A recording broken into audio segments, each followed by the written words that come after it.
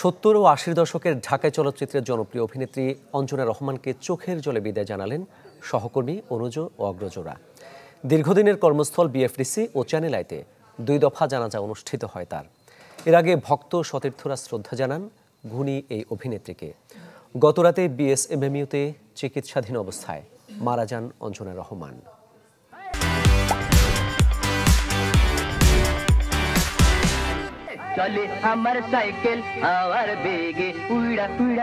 যার উপস্থিতিতে ছড়াতো আনন্দ, হাসিতে মুখর হতো চারপাশ, তাকে ঘিরে আজ সবার মনে বিষাদ।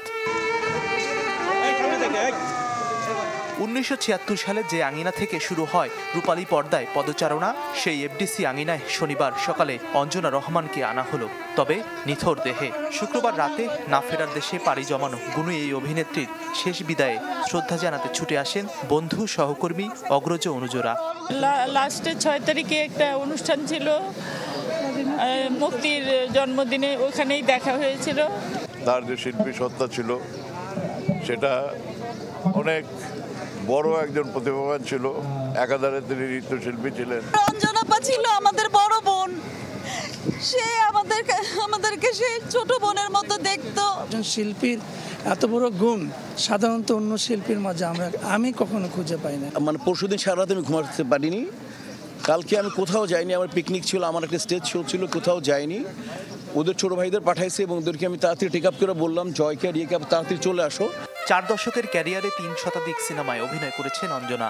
গাংচিল সিনেমার জন্য 1982 সালে এবং পরিণীতা সিনেমার জন্য 1986 সালে পান শ্রেষ্ঠ অভিনেত্রীর জাতীয় চলচ্চিত্র পুরস্কার। তো আম্মু চাইতো যে আমি যেন সবসময় অনেক বেশি ভালো থাকি। আপনার আম্মুর জন্য দোয়া করবেন। হ্যাঁ, আম্মুর একটা আকাঙ্ক্ষা ছিল যে আম্মু অসহায় শিল্পীদেরকে অনেক হেল্প করতো, তাই না বাবা? অনেক হেল্প করতো প্রতিটা মুহূর্তে, সবসময়। বিএফডিসিতে শ্রদ্ধা আর জানাজা শেষে চ্যানেল আই প্রাঙ্গণে অনুষ্ঠিত হয় অঞ্জনার দ্বিতীয় জানাজা। এরপর বনানী কবরস্থানে সমাহিত করা হয় তাকে। মাজহারুল ইসলাম তামিম, চ্যানেল 24, ঢাকা।